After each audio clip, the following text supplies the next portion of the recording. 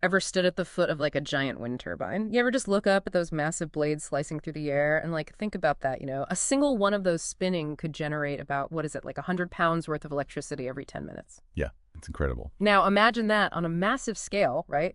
Across the Scottish Highlands. Yeah. Talk about an energy goldmine, right? But turning that potential into reality, well, that's where things get, a little more complicated. Right. Today, we're taking a deep dive into the Highland Council's Social Value Charter, which is a policy that aims to make sure that all those windfall profits, those profits from the wind, actually benefit the people who call the Highlands home. And to help us navigate this whole thing, we've got this analysis by Bigger Economics, which is a consultancy that's really dug into the numbers.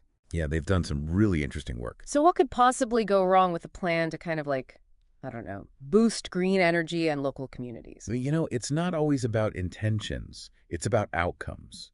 And I think what's fascinating here is that while the Social Value Charter aims to kind of maximize these community benefits, the way it's currently structured could actually stifle the very wind energy development it's meant to encourage. Oh, really? And that, my friend, is what we economists call unintended consequences. Okay, so get this. Bigger Economics is saying this charter could actually cost the Highlands a whopping £2 billion Yeah. in lost investments over the next 30 years. That's a huge chunk of change. So what's making these investors hit the brakes? Okay, think of it like this.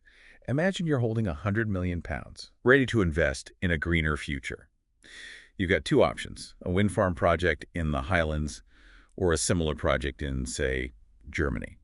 Now, the Highlands project, it sounds great on paper, but the Social Value Charter kind of adds all these extra costs for developers, things like higher financial contributions per megawatt of energy produced. And all those costs, they add up. And then suddenly, your potential return on investment in the Highlands, it drops. So instead of a nice, juicy return, the investors are looking at slim pickings. Exactly. And in financial terms, this all boils down to something we call hurdle rates. It's basically like the minimum return an investor expects before they'll even consider a project. So it's like an obstacle course for your money. Yeah, in a way, yeah.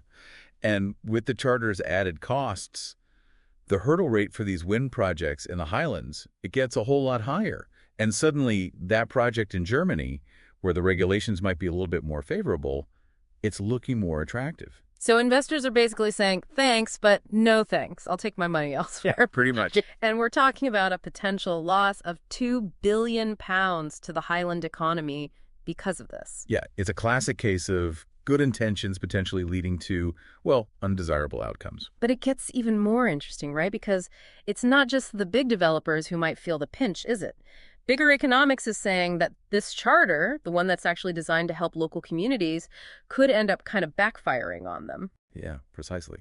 You see, while the charter aims to, channel more funding towards those community benefits, fewer projects means, well, fewer opportunities for those benefits to actually happen. So less wind energy development equals less money for these local communities. How much are we talking here?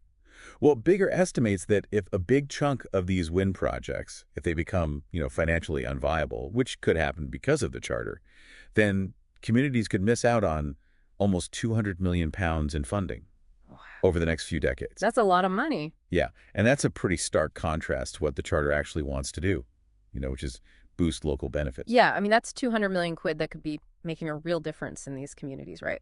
Funding schools, infrastructure, you name it. So what's the solution? Does Bigger just say, scrap the charter and start over? No, not at all, actually. They have a more, how do I put it, a more nuanced approach. Okay. They offer a set of 6 recommendations for a more balanced strategy. Okay, let's hear them. What are these magic recommendations?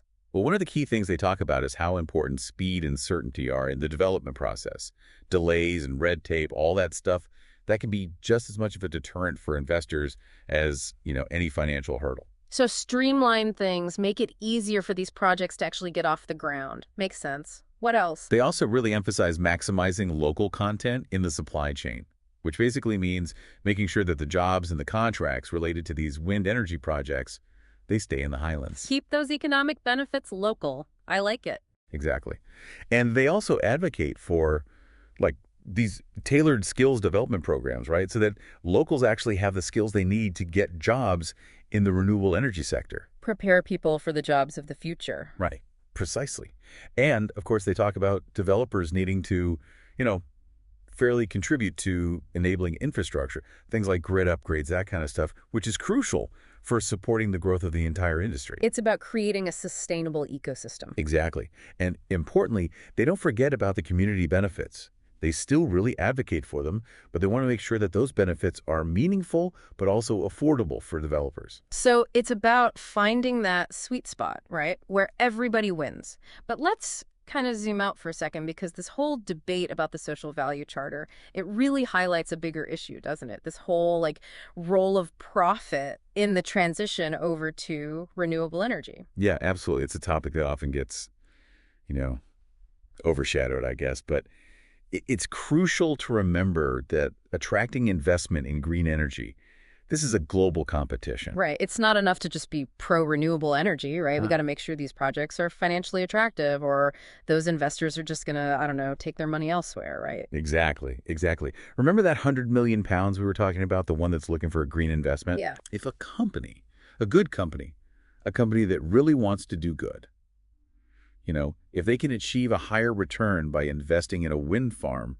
in, say, Germany, where the regulations are a little friendlier, I mean, they'd be remiss not to. That makes a lot of sense. So how do we make sure that those investments are flowing to where they're needed most, even with these, potentially higher upfront costs? Well, that's where profit comes in, and it's often misunderstood, right? Yeah. But profitable renewable energy projects, they're not just about generating clean electricity. They're about generating the financial resources so we can scale up this transition to a greener future even faster. So it's a balancing act. It's about making sure that the communities are benefiting, but it's also about making sure that these projects are financially viable enough to attract that initial investment. Exactly. Precisely. And you know what? Bigger's final recommendation, it really hits this home. They stress this need for like continuous innovation and improvement and how these benefits, these community benefits, how they're structured, how they're delivered. Yeah. We have to make sure those community benefits and the investor returns, they're working together. A virtuous cycle or whatever they call it. It's a good reminder that these issues, man, they're complex. There are no easy answers. You got it. So as you're learning more, as you're going deeper with this Highland Council's social value charter, just keep thinking critically about these trade-offs. Is it about maxing out those benefits today, or is it about building something sustainable, building an energy future for everybody in the long run? That's something for us all to kind of, ponder. What do you think is the right balance? As we wrap up this deep dive, I think one thing is clear. This path to a cleaner, more sustainable future, it requires careful consideration. And dare I say, maybe even a little compromise.